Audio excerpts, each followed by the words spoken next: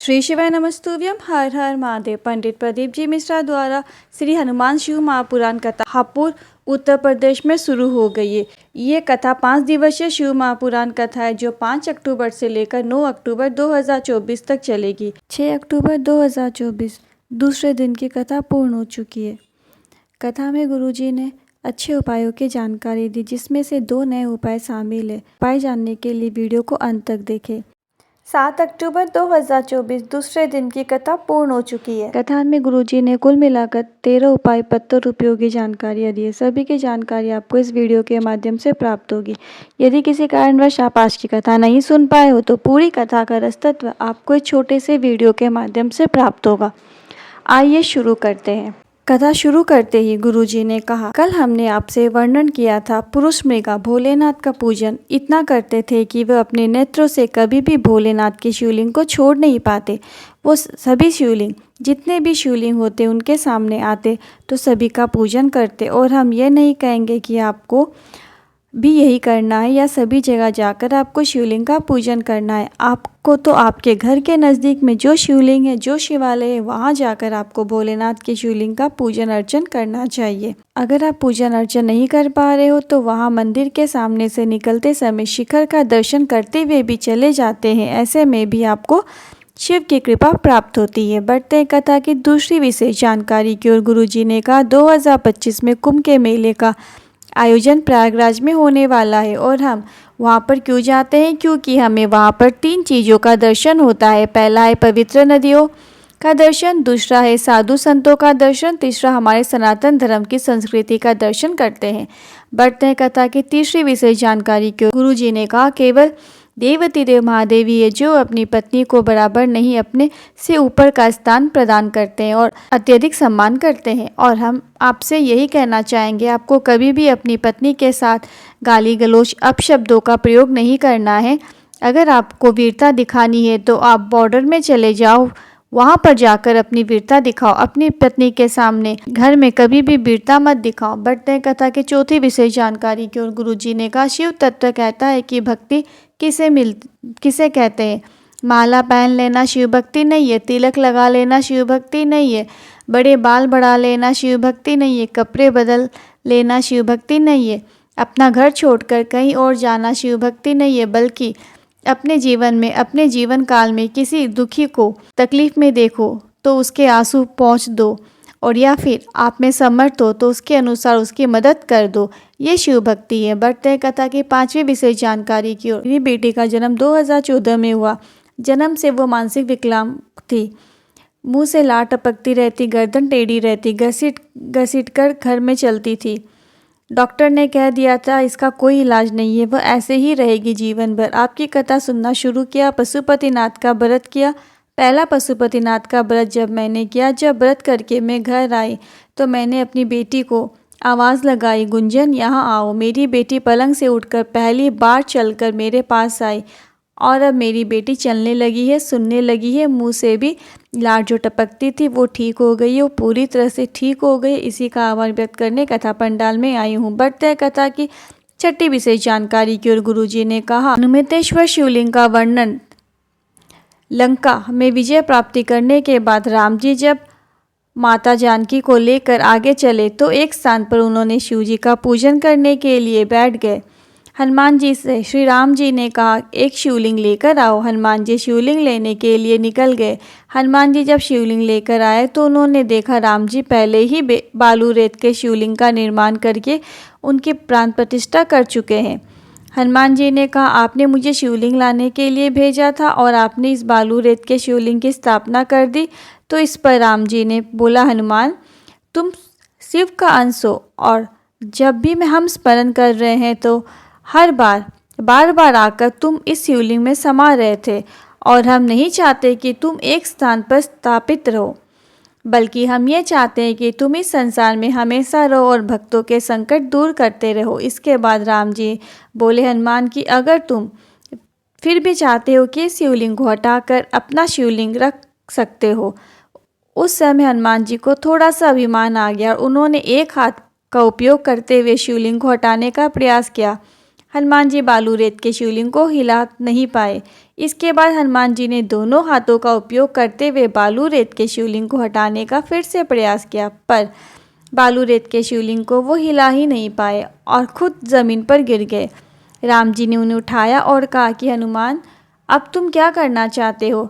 तो इस पर हनुमान जी ने उत्तर दिया, मुझे अपनी वीरता में थोड़ा सा अभिमान आ गया था और मैं भूल गया था शंकर का शिवलिंग सिर्फ मिट्टी या फिर बालू रेत का हो या फिर लकड़ी का हो या किसी भी धातु का हो, स्फटिक का हो, किसी भी धातु का हो, अगर वो बालू रेत का भी शिवलिंग है तो उसमें स्वयं शंकर आकर विराजमान हो जाते हैं। इसके बाद राम जी ने हनुमान जी के द्वारा लाए हुए शिवलिंग की स्थापना की, प्राण प्रतिष्ठा किया और कहा, अगर हनुमान जो रामेश्वर शिवलिंग के दर्शन करने के लिए रामेश्वर धाम आएगा और जब वो हनुमंतेश्वर महादेव शिवलिंग का दर्शन करेगा तब उसकी रामेश्वर की यात्रा पूर्ण होगी। बढ़ते हैं कथा की 7वीं विशेष जानकारी की ओर। गुरु जी ने कहा, अगर आपके घर के नज़दीक में भोलेनाथ के शिवलिंग की प्राण प्रतिष्ठा हो रही है, अगर आप कुछ दे पाओ या ना दे पाओ, पर आपको एक प्रयास करना है कि आपको एक बेलपत्र और एक धतूरा शंकर भगवान की उस प्राण प्रतिष्ठा में ले जाकर अवश्य देना है।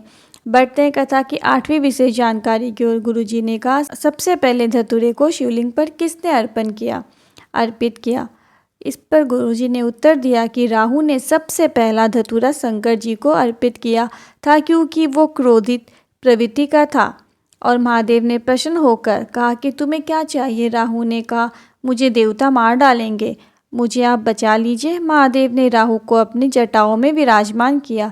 इसलिए शंकर भगवान पर जब हम एक लोटा जल चढ़ाते हैं तो हम, अगर राहु परेशान कर रहा है, शनि बेकार चल रहा है, केतु बेकार चल रहा है, मंगल दोष चल रहा है, कोई भी दोष चल रहा है, तो आपको भोलेनाथ के शिवलिंग पर एक लोटा जल अर्पित करने से कई प्रकार के दोषों से मुक्ति मिल जाती है। और कथा में गुरुजी ने बताया ये एक विशेष उपाय। गुरुजी ने कहा, अगर आपको कई प्रकार के दोष है, राहु केतु या मंगल दोष, ग्रह दोष, जो भी अन्य दोष है, आप परेशान हो तो आपको रोज़ शिवलिंग पर एक लोटा जल अर्पित करना शुरू कर देना चाहिए। इसके बाद आपको प्रदोष के दिन, प्रदोष काल में मतलब सूर्यास्त के 45 मिनट पहले और 45 मिनट बाद का समय प्रदोष काल होता है। तो प्रदोष के दिन ही आपको, प्रदोष काल के समय आपको भोलेनाथ के शिवलिंग पर एक धतूरा अर्पित करना है। मात्र इतना कर देने से सारे उल्टे ग्रह सीधे हो जाते हैं, सारे दोषों से आपको मुक्ति मिल जाती है। बढ़ते हैं कथा की 9वीं विशेष जानकारी की ओर। एक पत्र आया जिसमें लिखा था, मेरे बेटे को मैं परीक्षा हॉल में छोड़ने गया था। वहाँ मेरी मुलाकात एक मुस्लिम परिवार से हुई जो रो रहा था। मैंने कहा कि तुम इतना क्यों रो रहे हो और इतना बच्चा कमज़ोर कैसे हो गया, उसे एग्ज़ाम देने के लिए क्यों लाए हो इतनी कमज़ोरी अवस्था में? तो उन्होंने कहा, मेरा भाई है जिसे दिन में 3 बार इंसुलिन दी जाती है, बहुत कमज़ोर हो गया है। मैंने कहा, तुम मुस्लिम हो, शिव मंदिर तो नहीं जाओगे? पर मैंने पास की दुकान जो कि एक फूल की थी, वहाँ से कुछ बेलपत्र ली और उस बेलपत्र को शिवलिंग पर अर्पित किया और औषधि के रूप में बेलपत्र प्राप्त करके उन्हें दे दिया। 20 दिन तक उन्होंने उस बेलपत्र का आचमन किया, उस बालक को करवाया और उन्होंने मेरी दुकान को ढूंढते ढूंढते मेरे पास आए और मुझसे कहा कि वर्षों से इंसुलिन चल रही थी जो अब बंद हो गई है। महादेव के चरणों में दंडवत करने आया हूँ और गुरुजी पंडित प्रदीप जी मिश्रा का आभार व्यक्त करना चाहता हूँ। बढ़ते हैं कथा की 10वीं विशेष जानकारी की ओर। गुरुजी ने कहा, अगर आप बेलपत्र का सेवन करते हो तो कुछ बातों का आपको विशेष ध्यान रखना है। एक विशेष बात आपसे कहना चाहूँगा कि आपको रोज़ बेलपत्र खाने की आवश्यकता नहीं है। जब शरीर में कष्ट आए तब आपको बेलपत्र का सेवन करना चाहिए, क्योंकि बेलपत्र खाने से कभी कभी मुख में छाल हो जाती है, मुख का स्वाद चला जाता है, किसी को छाला हो जाता है। ऐसे में आपको घबराना नहीं है। अगर सीधे बेलपत्र ना खा पाओ तो आपको ये बेलपत्र को सुखा लेना है। सुखाने के बाद उसकी छोटी छोटी गोलियां बना लेनी है। इसके बाद आपको उसका आचमन करना है और बेलपत्र आपको हमेशा ऐसा चुनना है जो बेलपत्र कोमल हो, छोटी हो। आपको बड़ी बेलपत्र और कड़क बेलपत्र आपको नहीं लेनी है। इस बात का आपको हमेशा ध्यान रखना है। अगर आप बेलपत्र का सेवन नहीं कर पाते हो तो आप शिवलिंग पर जल चढ़ाकर भी उसका आचमन औषधि के रूप में कर सकते हो। अगर आपको बेलपत्र रोग मुक्ति के लिए आचमन करते हो तो आपको ये जानकारी उपयोगी ज़रूर लगी होगी, तो इसके लिए आप कमेंट बॉक्स में लिखकर हमें बता सकते हैं। बढ़ते हैं कथा की 11वीं विशेष जानकारी की ओर। कैलाश जी पत्र लेकर आए। मेरी नाती जिसकी एक किडनी डॉक्टर ने बचपन से ही निकाल दी थी क्योंकि वो तकलीफ़ दे रही थी। मेरा नाती जब बड़ा हुआ 19 साल का हुआ तब उसे बुखार आया और डॉक्टर ने उसे ऐसी दवाई दे दी जिसके कारण उसकी दूसरी किडनी भी खराब हो गई। डॉक्टर ने डायलिसिस का बोल दिया और साथ ही किडनी ट्रांसप्लांट होगी ये भी कह दिया। हम बहुत घबरा गए। तभी हॉस्पिटल में एक महिला ने सीहोर वाले महाराज की कथा सुनने को कहा और साथ ही साथ शिवलिंग पर जल चढ़ाने को कहा। हमने कथा सुनना शुरू किया, शिवलिंग पर जल चढ़ाना शुरू किया और बेलपत्र और जल प्राप्त करके अपने नाती को आचमन करवाना शुरू किया। बालक पूरी तरह से ठीक हो गया है। इसी का आभार व्यक्त करने कथा पंडाल में आए हैं। बढ़ते हैं कथा की 12वीं विशेष जानकारी की ओर। बाकी जी पत्र लेकर आए। मेरी शादी को 12 वर्ष हो गए थे। संतान का सुख नहीं था। हर तरफ से हार गए थे पर कहीं से भी कोई रास्ता दिखाई नहीं दे रहा था। एक बार रिक्शा चलाने वाले ने आपकी कथा के बारे में बताया पर हमने उसकी बात को अनसुनी कर दी। फिर एक दिन एक बूढ़ी माँ ने आपकी कथा सुनने को कहा, सफ़ेद आंकड़े की जड़ का प्रयोग करने को कहा और हमने उनका कहा मान लिया, सुन लिया और 12 वर्ष बाद मुझे पुत्र रत्नों की प्राप्ति हुई है। इसी का आभार व्यक्त करने कथा पंडाल में आए हैं। बढ़ते कथा की 13वीं और अंतिम विशेष जानकारी की ओर। गुरुजी ने कहा, कई लोग कहते हैं कि हमारे घर में कितने शिवलिंग हम रख सकते हैं, 1, 2, 3 या कितने शिवलिंग रख सकते हैं। हम एक शिवलिंग का पूजन करें, बाकियों को हटा दें। तो इस पर गुरुजी ने कहा, ऐसा आप नहीं करना है। अगर आपके घर में एक से अधिक शिवलिंग भी है तो आपके घर में सभी शिवलिंग पूजनीय है। सभी का पूजन करने का आपको समान फल प्राप्त होता है।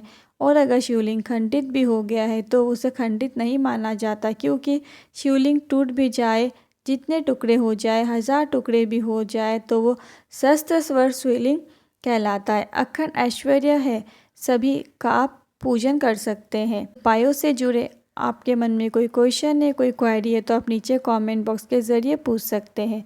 वीडियो ज़रा भी उपयोगी लगा हो, ज़रा भी हेल्पफुल लगा हो तो अधिक से अधिक शेयर करें। वीडियो को पूरा देखने के लिए बहुत बहुत थैंक यू।